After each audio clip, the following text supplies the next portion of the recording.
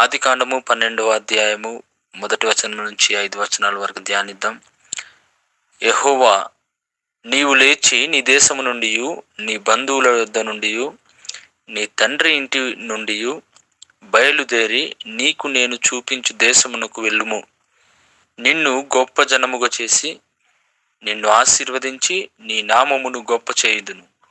నీవు ఆశీర్వాదముగా నొందువు. నిన్ను ఆశీర్వదించు వారిని ఆశీర్వదించదను, నిన్ను దూషించు వారిని శపించదను. భూమి యొక్క సమస్త వంశములు నీ యందు ఆశీర్వదించబడునని అబ్రాముతో అనగా, యెహోవా అతనితో చెప్పిన ప్రకారము అబ్రాము వెళ్ళెను. లోతు అతనితో కూడా వెళ్ళెను. అబ్రాము హారాను నుండి బయలుదేరినప్పుడు 75 ఏండ్లు ఈడు గలవాడు. అబ్రాము తన భార్య అయిన సారాయిని, తన సహోదరుని కుమారుడైన లోతును, హారానులో తానును వారును ఆర్జించిన యావదాస్తిని, వారు సంపాదించిన సమస్తమైన వారిని తీసుకొని కనాను దేశమునకు వెళ్ళుటకు బయలుదేరి కనాను దేశమునకు వచ్చిరి. ఆమేన్. దేవుడు అంటున్నాడు అబ్రహాముతో, అబ్రహాము, నిన్ను దీవిస్తాను, నిన్ను ఆశీర్వదిస్తాను, నిన్ను గొప్ప చేస్తాను, నిన్ను శపించిన వారిని శపిస్తాను, నిన్ను ఆశీర్వదించిన వారిని ఆశీర్వదిస్తాను, నిన్ను గొప్ప చేస్తాను, నీ సంతానాన్ని ఆశీర్వదిస్తాను అని అబ్రహాముతో దేవుడు చెప్పాడు. అయితే ఒక షరతు పెట్టాడు దేవుడు.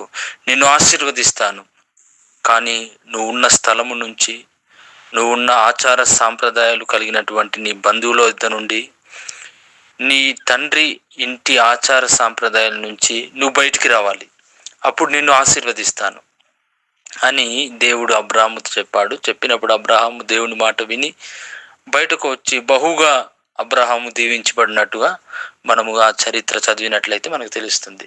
ఈరోజు దేవుడు నిన్ను నన్ను ఆశీర్వదించాలంటే లోక ఆచార సాంప్రదాయాల నుండి, లోకంలో ఉన్నటువంటి చెడు క్రియల నుంచి మనం బయటికి రావాలి, దేవుని వైపు తిరగాలి, దేవుడు చెప్పినట్టుగా మనం విని నడుచుకోవాలి. అప్పుడే మనం సంపూర్ణమైన ఆశీర్వాదాన్ని అబ్రహాము వలె మనం కూడా పొందుకుంటాం. కాబట్టి మన పూర్వ సాంప్రదాయ ఆచారాలు కాదు, దేవుని వైపు తిరిగి దేవుడు నడిపించేటటువంటి మార్గంలో మనము నడిచినట్లయితే మనం ఊహించినటువంటి మేలులు, ఆశీర్వాదాలు మన బ్రతుకులో చూడగలుగుతాం. కాబట్టి లోక క్రియలు, లోక తలంపులు, లోక అన్య సాంప్రదాయాలు మన బ్రతుకులు ఉండడానికి వీల్లేదు. ఆత్మీయ జీవితంలో దేవుని వైపు చూస్తూ మనము ముందుకెళ్ళినట్లయితే గొప్ప ఆశీర్వాదము దేవుడు నీకు నాకు సిద్ధపరిచిన ఆశీర్వాదాలు రెడీగా ఉన్నాయి. మనము దేవుని వైపు తిరిగి వెళ్ళినట్లయితే, ఆయన మాట ప్రకారం నడుచుకున్నట్లయితే అదంతా మనం పొందుకుంటాం, స్వతంత్రించుకుంటాం. దేవుని ఆశీర్వాదాలు మనం సంపూర్ణంగా పొందుకుంటాం. ఈ మాటలు దేవుడు దీవించి ఆశీర్వదించునుగాక. మహాపరిశుద్ధుడైన ప్రేమ నమ్మకం కలిగిన మా ప్రియ పరలోకపు తండ్రి, మీ పరిశుద్ధత కలిగిన నామానికి స్తుతులు స్తోత్రాలు చెల్లిస్తున్నాం. నీ సంఘ బిడ్డలందరినీ ప్రభు పేరు పేరున దీవించండి, ఆశీర్వదించండి.